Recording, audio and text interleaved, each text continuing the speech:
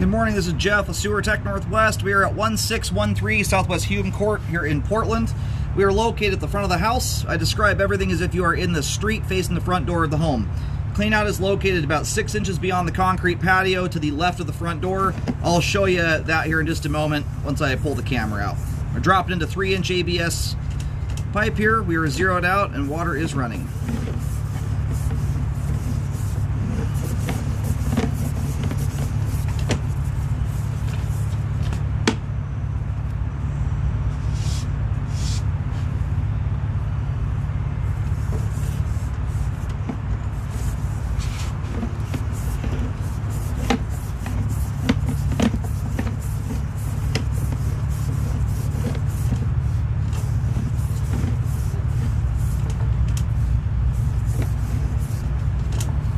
And you'll notice as I reel the camera, I'll show it at the very, very top of the cleanout standpipe, right where the threaded flange connects to the standpipe. You've got some teeny tiny little roots coming through. Line's transitioning here over to 3034 PVC pipe, 4-inch diameter. Anyway, you'll see roots on the report. Just understand, these are not roots that are in the actual sewer line. They're about 3 feet above it, and they are, you've got it, 6-8 roots here about the size of human hairs. After doing 25,000 sewer scopes or near that anyway, I see this frequently.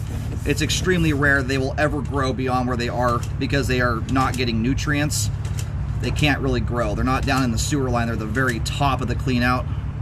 So it's an extremely simple fix. Bottle of pipe glue and a little tiny shovel. You can usually dig this out a little bit, put some glue on it, and you're good to go.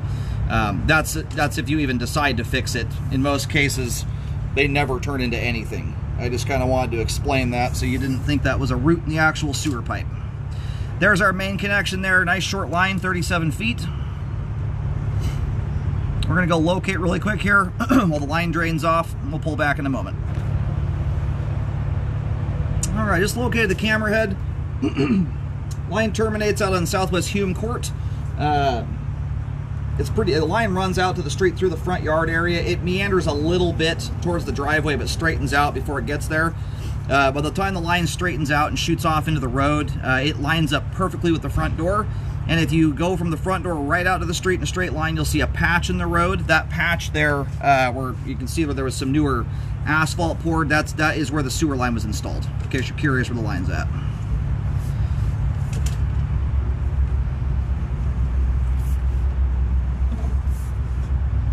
And we're down to just a slight trickle at this point.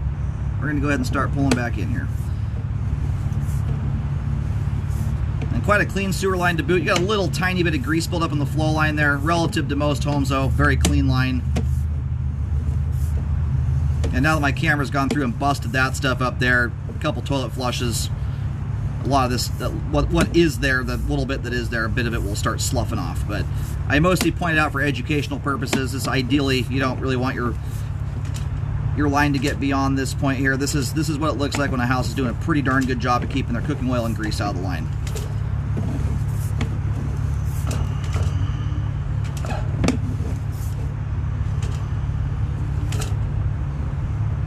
All right, all the 3034 PVC pipe, that looks great.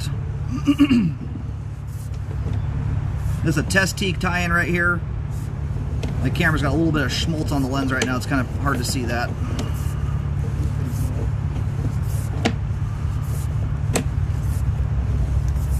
Honestly, got a little nicer shot there on the way out before my camera got a little gunk on the lens. See if I can clean this thing off here and run that back through there dry.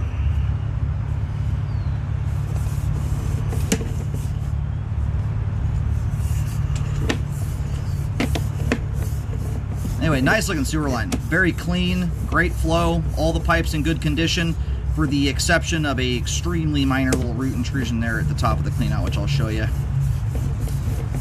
Anyway, I just want to push back out where the camera lens got a little gunked. Camera's upside down right now. Bottom of the screen there, you have a tie-in right before the transition joint. Every sewer line out there has one of those. It's just a test tee. It's a diagnostic tool used when the line's first installed. I get people asking me a lot what that is, and I just wanted to explain that. Very normal thing to have.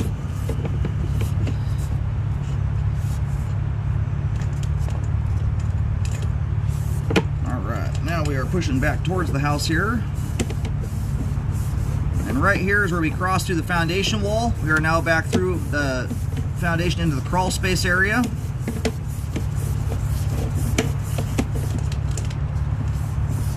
I normally don't go much further than this, but just in case. Everything from the foundation on is exposed piping. It's not stuff you really need a camera for at all. You can see it with your eyeballs in the crawl space.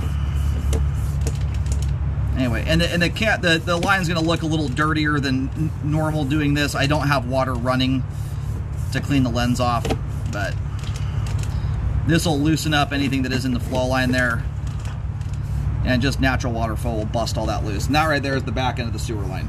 So great looking sewer line end to end. Zero standing water, no offset joints, nothing. Little tiny bit of grease buildup. Again, relative to most homes, very clean. This is not at a point where I'd recommend cleaning on it. It's pretty light duty stuff. Now, sewer line is functioning properly at this time. I will recommend a fix on this clean out. It's, you know, partly a liability, to be honest with you. It's extraordinarily rare for these things to ever grow down into the flow line. These little things would have to grow about 3 feet. Your average sewer or root intrusion in the actual sewer line rarely gets beyond 6 inches or so in length. So, and that's stuff that's being fed by sewage. These aren't getting nutrients here. You can barely see them. Teeny little roots. My camera ripped a couple of them loose. So when you see that on the report, that's all it is. That's about 2 inches under the surface of the dirt here. Honestly, I've seen people be able to rip those out and just run a bead of glue on the inside. So a lot of times that's enough to stop those little guys from ever getting through there. They're not big, robust roots from a tree. They're often from smaller stuff. So anyhow, nice looking line there. Sewer line is functioning properly at this time.